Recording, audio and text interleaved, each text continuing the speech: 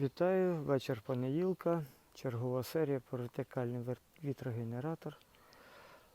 Як бачите, з попереднього відео змінилося те, що тут пофарбована сама основна опора. Це ґрунтовка, антикорозійна автомобільна, погрунтована в 2 слої. За мету не бралося під основний колір, а просто для того, щоб не ржавіло. Тому що тепер уже зварювальних робіт тут не буде. Як бачите, всі кріплення для приварені, пофарбовані і підготовлені до чергової серії виготовлення вітрогенератора. Але виготовлення вітрогенератора самого крила, чи 2 крил, чи крила, неважливо, неможливе без виготовлення опори основної частини, я б сказав так. Тому що це буде головна річ, яка буде тримати вітряк. Я вже говорив, що це буде одноопорний консольний вітрогенератор. Він буде триматися на цій частині, буде підшипникова опора. Те буде все висіти консольно. Як це буде, я потім покажу. До речі, кому цікаво, подивіться, або фіксуйте, або підписуйтесь, або неважливо. Отже, в чому суть? Отримав я сьогодні оці чудові коробочки, в яких знаходяться не менш чудові підшипники. Це підшипники для опори вітрогенератора. Як бачите, фірма Крафт. Це не сама головна, вона пишеться Литва, виробник Малайзія.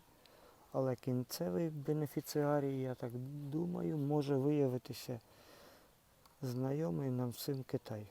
Але ці підшипники випробувані мною самим простим чином, і вони показали себе дуже і дуже непогано. Отже, в чому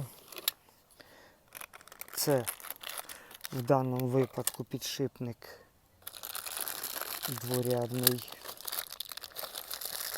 радіально-опорний. Гарна річ, тільки не хоче відкриватися. Він дворядний, як я вже говорив. Він стоятиме внизу, він буде тримати всю конструкцію на собі. В чому суть підшипника? Радіально-упорний, шариковий, кульковий, шариковий підшипник, неважливо. І 2 підшипника прийшли радіальних. Це, я розпаковувати не буду, тої самої фірми. Це 212 підшипник, 180, 212. Закритий з 2 сторін. Їх 2 штуки, вони стоятимуть в парі наверху і будуть витримувати всі радіальні навантаження. Ці 2 підшипника. Через певний розмір подивитесь, побачите потім, хто слідкує за цим ділом, як це буде зроблено. Чому я показую це? Підшипники це класні.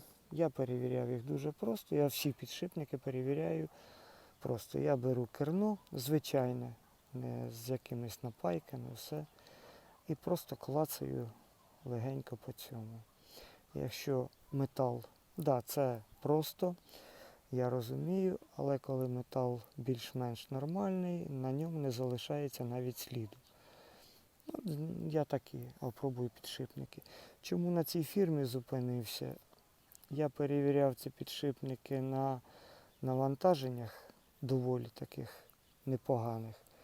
І вони витримували. Єдине, що я зроблю, я розкрию їх з двох сторін, вимию повністю це мастило, яке тут знаходиться в них. Воно не годне для тих речей, які я планую. І заб'ю нове. Хто в курсі, це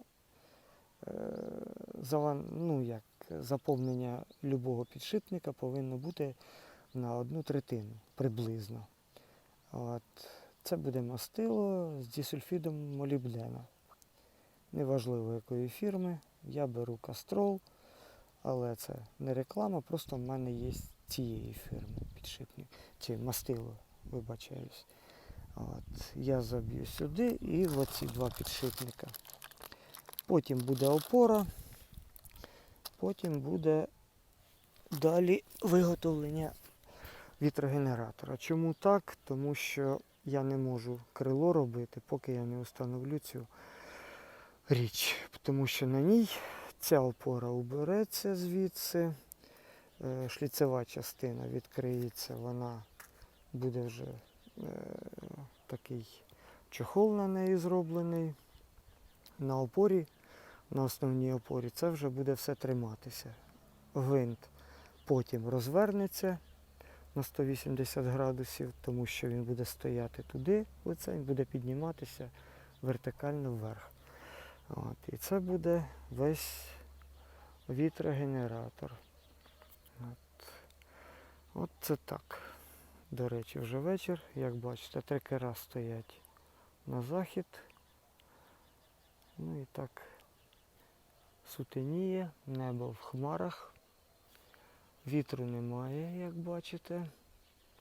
Ну, надіюсь, коли вітряк зробиться, він буде достатній. Невеликий, але достатній для того, щоб він працював. Отже, дивіться, оцінюйте, коментуйте. Кому цікаве продовження, підписуйтесь на канал. І будьте здорові, до скорих зустрічей.